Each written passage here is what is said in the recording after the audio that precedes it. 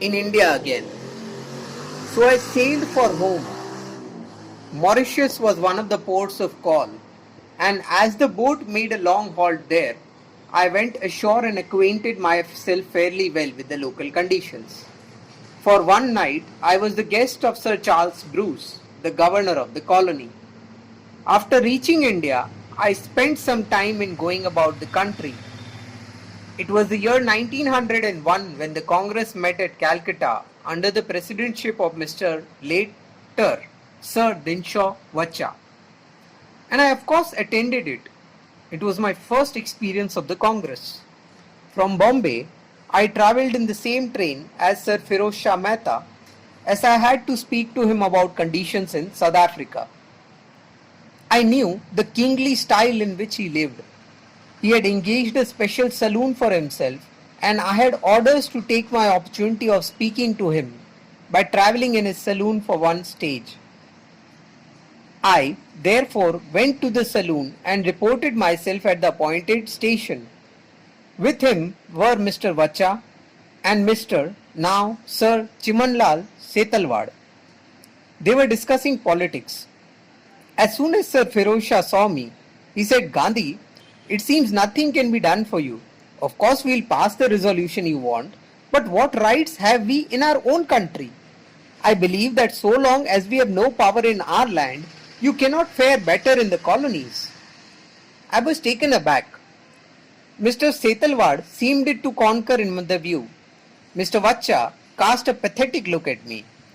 I tried to plead with Sir Firoz Shah, but it was out of the question for one like me to prevail upon the uncrowned king of Bombay. I contented myself with the fact that I should be allowed to move my resolution. "You'll of course show me the resolution," said Mr. Vacha, to cheer me up. I thanked him and left them at the next stop. So we reached Calcutta. The president was taken to his camp with great eclat by the reception committee. I asked a volunteer where I was to go. He took me to the Ripon College, where a number of delegates were being put up. Fortune favored me. Lokmanya was put up in the same block as I. I have a recollection that he came a day later. And as natural, Lokmanya would never be without his darbar.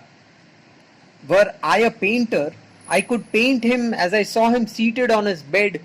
So vivid is the whole scene in my memory.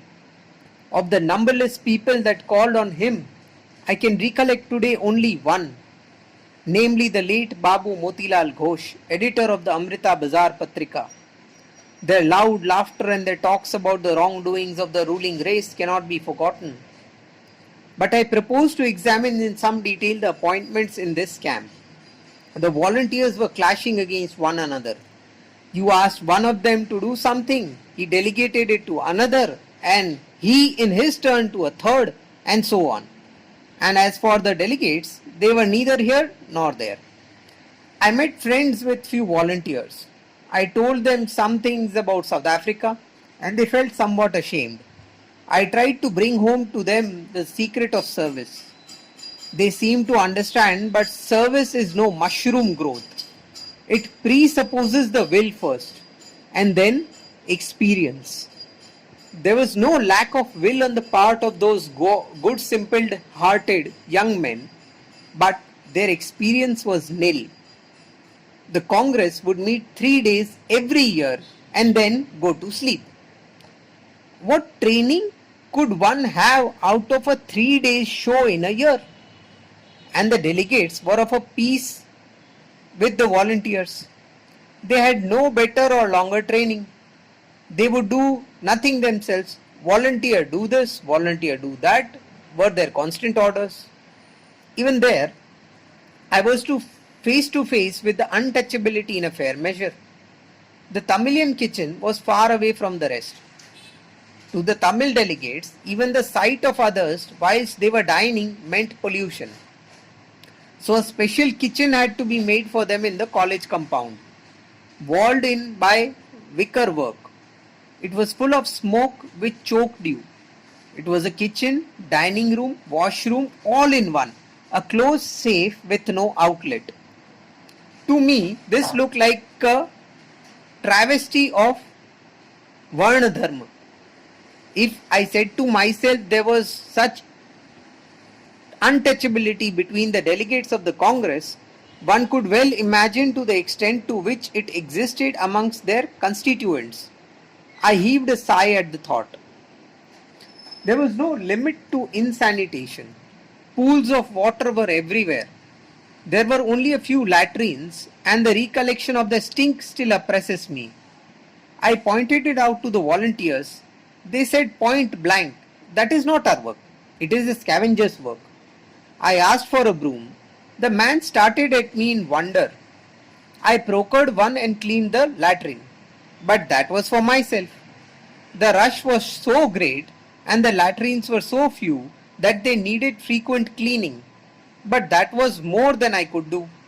So I had to content myself with simply ministering to myself. And the others did not seem to mind the stench and the dirt. But that was not all. Some of the delegates did not scruple to use the verandas outside their rooms for calls of nature at night. In the morning, I pointed out the spots to the volunteers. No one was ready to undertake the cleaning, and I found no one to share the honor with me of doing it. Conditions have since considerably improved, but even today, thoughtless delegates are not wanting who disfigure the Congress camp by committing nuisances wherever they choose, and all the volunteers are not always ready to clean up after them. I saw that if the Congress session were to be prolonged, conditions would be quite favorable for the outbreak of an epidemic.